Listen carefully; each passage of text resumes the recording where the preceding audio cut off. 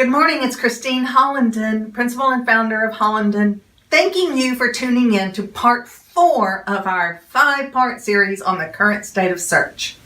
Today we're covering 2 areas, mobile versus desktop and branding and naming. Now first, this whole thing about mobile versus desktop. You've probably heard someone say it isn't necessary to have a mobile-friendly website. Well, they're just wrong. Having a mobile-friendly or responsive website is just the price of doing business in today's digital world. More than half of all website visits happen on a mobile device. So Google, as smart as it is, knows if your site is mobile-friendly or not. Because they're smart, and they want to give the end user good results and a good experience. They know if someone is using their phone to search the internet and if your website is mobile friendly or not. So if it's not mobile friendly, Google may just not include you in those results. What do you have to do?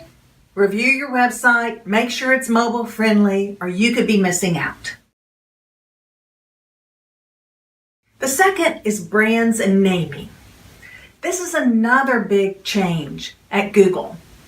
They recognize the importance of brand as it's relevant to search. Now, for a while, Google was rewarding sites that used keywords in their domain name or their website name. For example, say www.clevelandcpa.com.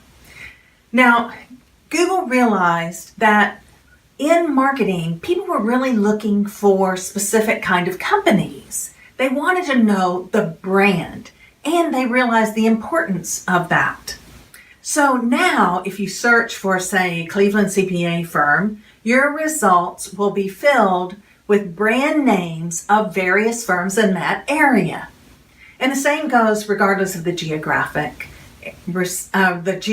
area in which you search. Now, this took a bunch of work to determine, but after 20 years of collecting results, Google really has a good idea of a brand and its position in that market.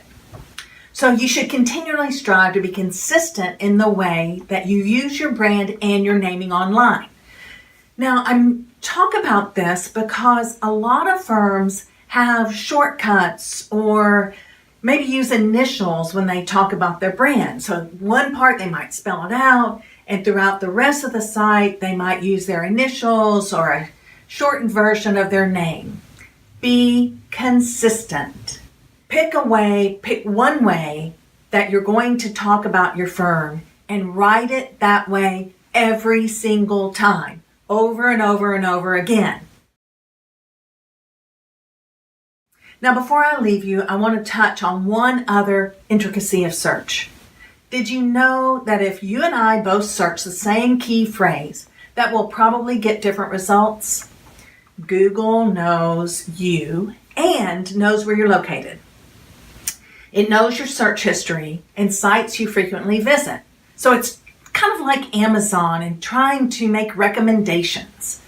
If you're measuring a results page, understand that it may change based on you, your location, the computer you're using, your history of searches, sites you commonly visit.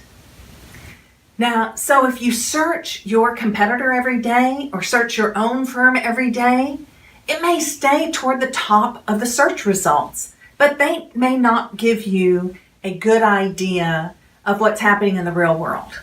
So search from various locations and use the incognito mode to see if you receive different results. Compare the results, then that'll give you a better idea. Ask people that you know who don't search for your firm very often to search and give you a list, like a printout, or take a screenshot of the search results. Then compare for real results. Thanks for watching part 4 of this Monday morning marketing moment, brought to you by Hollinden Marketers and Strategists, where we're bold experts, thinkers, marketers, dedicated to helping you achieve success. Don't miss the conclusion of this 5-part series next week.